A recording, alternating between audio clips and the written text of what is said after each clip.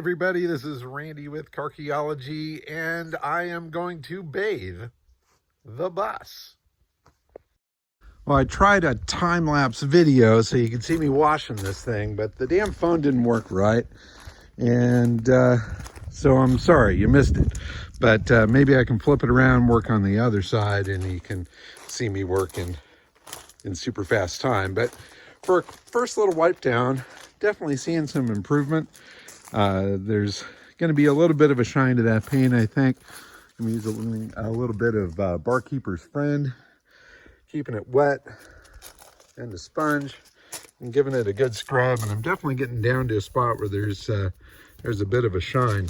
White's kind of hard to show here, but once I start getting some wax on here, this thing's definitely going to shine up quite nice.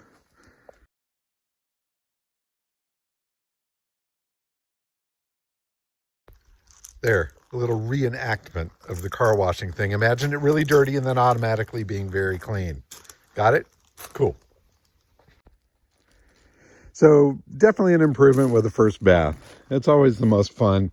You know, this one wasn't horribly filthy dirty, but you could definitely see a before and after here looking at this profile here. So here's a picture of it now. And here's a picture of it, well, now.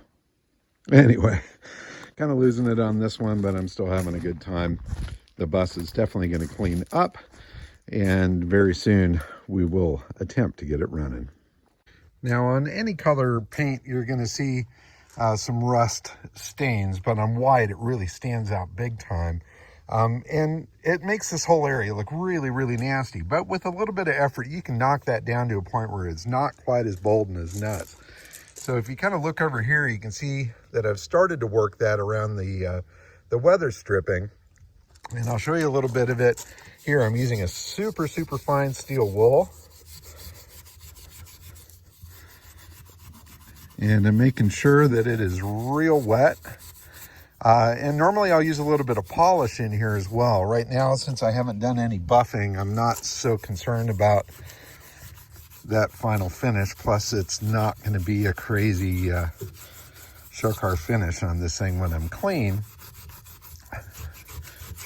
But it's amazing, with a little bit of effort, you can get those rust stains gone off of there. Here, check this big one out. We'll make that whole thing just go away.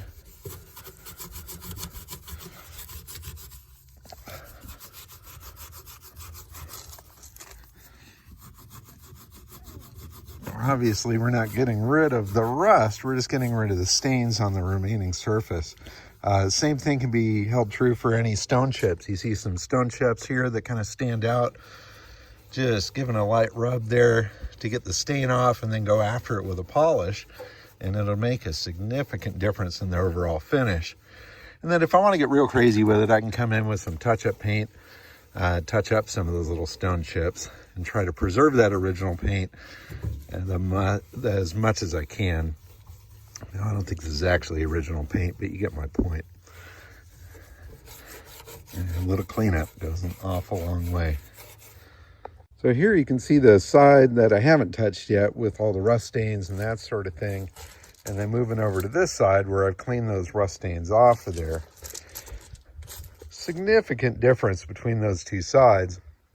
And the area up around the windshield seal looks so much better. Even the area where it was blistered up, we got that off of there. There's really no rust holes underneath there. So I might be able to carefully treat that and keep it from going any farther. I do have a dent on this side I've got to work out, so that'll be interesting to see what I can do with that. Get something in there and push out from the inside. But slowly but surely, big improvement. So definitely a vast improvement on the bus with just the first cleanup and a little bit of polish of the rust on the front. It's definitely improving. We'll get into it a little bit deeper, try to do some touch up, pop those dents out, do a little bit of polishing as well. And then also, of course, get it up and running. But that's a fun little afternoon to work on it, and I hope you enjoyed the process. Thanks for watching. Bye-bye. And while I was in there, I found this poster of Maria Sabina, the priestess of the mushrooms. rolled up on top of the closet. I also put the cot in place and the privacy curtain. Looks pretty cool.